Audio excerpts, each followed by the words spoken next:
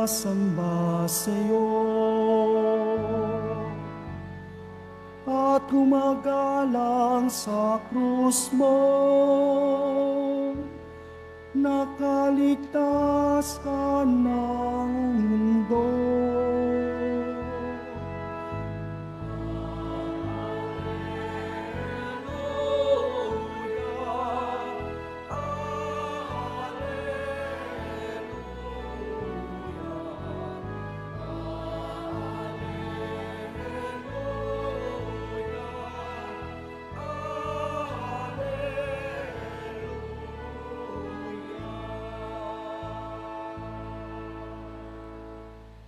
Sumainyo ang Panginoon.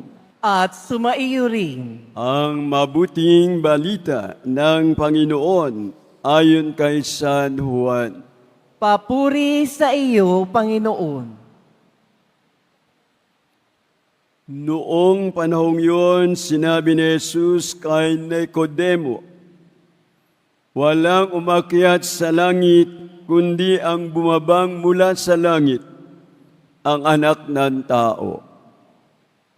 At kung paanong itinaas ni Moises ang ahas doon sa ilang, gayon din naman, kailangang itaas ang anak ng tao upang sino mang sumampalataya sa Kanya ay magkaroon ng buhay na walang hanggan.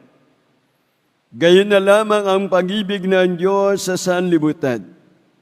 Kaya ibinigay niya ang Kanyang bugtong na anak upang sumampalataya sa Kanya ay hindi mapahamak, kundi magkaroon ng buhay na walang hanggan. Sapagkat sinugo ng Diyos ang Kanyang anak, hindi upang hatulang maparusahan ang sanlibutan, kundi upang iligtas ito sa pamamagitan niya.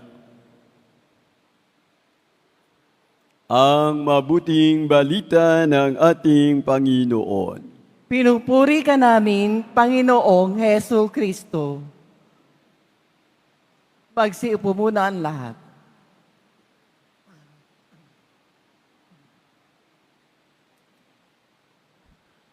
Good afternoon po sa inyong lahat. Happy Fiesta. Batiin natin ang mga katabi natin, Happy Fiesta.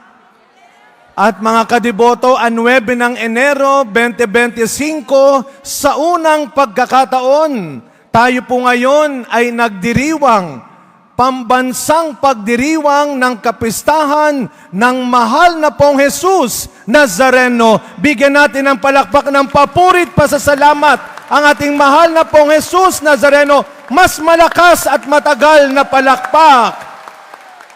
Viva pong Jesus Nazareno! Viva pong Jesus Nazareno! Viva pong Jesus Nazareno! Palakpakan muli natin ang ating mahal na pong Jesus Nazareno. Alam nyo ho, nakakatuwa hong marinig talagang, siyempre pwede naman natin isigaw lagi ang viva na yan, pero kapag 9 ng Enero, iba. Iba sa pakiramdam kapag sinisigaw natin ng viva para sa pong Jesus Nazareno. Ang ganda ng paliwanag ni Cardinal Advincula kanina sa ating Misa Mayor sa Grandstand. Sabi niya, kapag sinisigaw natin ng viva, ipinapahayag natin na buhay ang Diyos. Amen. Buhay ang pong Jesus Nazareno. At kaya tayo po ay nagsisimba. Kanina tinanong ako, may nag-interview, ano ba ang kakaiba ngayon? Siguro kapansin-pansin. Kami pong lagi nagpupunta sa Luneta, sa Grandstand, pag overnight, tuwing 8 hanggang 9, kanina hong madaling araw o midnight mass. Personally, sabi ko, nakakatuwang makita. Dati-dati, dumadami lang ang tao pag mag-uumaga na. Pero ngayon, kapansin-pansin, dumadami ang tao kapag magmimisa na. At yun naman po talaga ang pinakamahalaga. Sa lahat ng mga ginawa nating pagdiriwang, itong banal na misa ang napakahalaga. Sapagkat tulad ng sinasabi sa ating ebanghelyo, inialay ng Ama ang kanyang anak bilang ating pag-asa sa buhay. Kapag tayo ay nagsisimba, lumalapit tayo sa Kanya bilang ating pag-asa sa buhay. At ngayong bagong taon, mga kadeboto, ngayong bagong taon, napakaganda ng tema, lalo na ng Jubilee Year. Tayo ay sama-sama ngayong umaasa sa isang taong mas ligtas, pinagpala, payapa, at masaya. Taas natin ang ating dalawang kamay. Ulitin niyo po ang aking panalangin. Pong Jesus Nazareno, ngayong bagong taon, ipinagkakatiwala ko sa iyo ang aking buhay, ang aking pamilya, ang aking kinabukasan, ang aming bansa. Pong Jesus Nazareno, ikaw na po ang bahala sa akin. Ikaw ang aking lakas at pag-asa, ngayon at magpakailanman. Palakpakan natin ang ating mahal na Pong Jesus Nazareno. At tunay nga naman po mga kapatid, na ito ang hindi natin matatawaran, hindi natin maipapaliwanag. Pag na tayo ay nanood ng news sa social media, iba-iba, sari-sari ang komento, sari-sari ang kanilang sinasabi. Pero pakiusap ko po, kahit anong mangyari, pairali natin ang dugong Kristiyano, ang dugo ni Kristo, ang dugo ng totoong deboto. Pairalin natin yung kabutihan. Sabi nga natin, kung tayo, sabi ng tema, kung tayo ay umaasa sa Kanya, susunod tayo. Hindi lang tayo maghahandog. Hindi lang dahil gusto mong makalapit, mang-aapa ka. Hindi dahil lang gusto mong mauna ka, manunulak ka. Huwag ho kayong mag-alala. Maniwala ho kayo. Malamang sa malamang malakas ang sound system natin. Yung mga nasa labas naririnig tayo. Huwag ho kayong mag-alala. Kayo man ay nakatayo, nakaupo, nasa loob o nasa labas ng simbahan na ito, lahat tayo uuwing pinagpala at uuwing may dalang himala mula sa Pong Jesus Nazareno. Amen! Kaya walang dahilan na tayo'y magsakitan, na tayo'y mag-away-away, mag-unahan. Ipakita natin, hindi lang ho sa ibang tao, hindi lang sa buong mundo. Hindi natin kinakailangan magpa-impress sa kung kani-kanino. Ang kailangan natin gawin, ipakita natin kay Kristong ating sinusundan, na tinutularan natin siya, na sinusunod natin siya. Mabuhay tayo hindi lang ng may pag-asa. Mabuhay tayo ng nagpapasa ng pag-asa at hindi paasa. Ipasa natin ang pag-asa na ibinigay ng Pong Jesus Nazareno sa atin. Kaya nga sana ang ating debosyon, hindi lang tuwing 9 ng Enero, hindi lang tuwing Biyernes ng buwan. Sana ang debosyon na ito ay maging araw-araw nating pagmimisyon. At ano ang misyon na ipinapasa ni Kristo sa atin? Na tayo. Sabi sa unang pagbasa, pinagawa siya ng ahas na tanso para siya ay mailigtas. Pero anong sabi ng Diyos? Ibibigay ko sa inyo ang aking anak. Hindi siya tanso, totoo siyang tao. Ibibigay ko sa inyo ang aking anak. Hindi siya ahas, tapat siya. Totoo siya.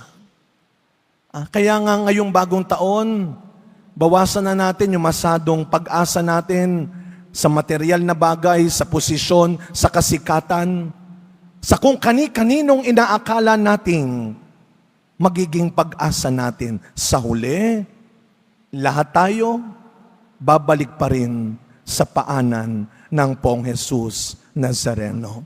Dahil siya ang ating tunay na pag-asa at lakas. Alam niyo po, natutuwa ako ngayon dito.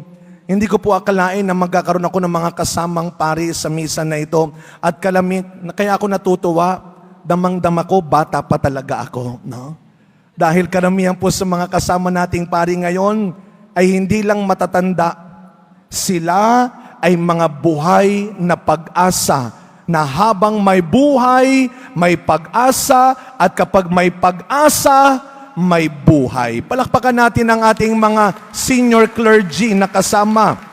Mula sa Welcome Home, siyempre, si Father Frank, ang ating paboritong pari ng Quiapo Church. Si Father Frank. Dati-dati ho, nung ako'y naka-assign sa seminaryo, isa lang ang sinasabi ko doon sa mga estudyante ko, meron kaming isang matandang pari doon. Pero kahit siya'y matanda at may sakit, nagpapakumpisal, nagmimisa, nagtuturo pa. Sumalangit nawa sa Monsignor Bert Habos. Sabi ko sa mga estudyante ko, kapag kayo ay tinatamad na, tignan niyo sila. Nakakahiyang maging tamad. Hanggat may buhay, may pag-asa. At hanggat marunong kang umasa, mabubuhay ka pa. Kanina ho, sa grandstand, kami ni Dr. Gaines ang host. Nung nagsimula kami, parang nakaramdam ako ng pagiging lugi. Kasi si Dr. Gaines, paos. Kaya mula hapon hanggang gabi, pag nagsasalita siya, isa-isang salita lang, oo nga, tama. Sabi ko, parang lugi ako kasi nga, paus siya. Gusto na niyang umuwi Sabi ko, huwag ka mag-alala, doktora, mairaraos natin ito. Pero bago matapos ang vigil, siya'y naging madaldal ulit at nakapagsalita. Mga kadiboto, ang 9, matatapos. Pero ikaw, ang debosyon mo, ang pag-asa mo, ay hindi dapat matapos. Araw-araw, mabuhay tayong sumusunod, hindi lang naghahandog kay Kristong ating tunay na pag-asa. Araw-araw, mabuhay tayo ng may pag-asa at nagpapasa ng pag-asa ng mahal na pong Jesus Nazareno. Amen.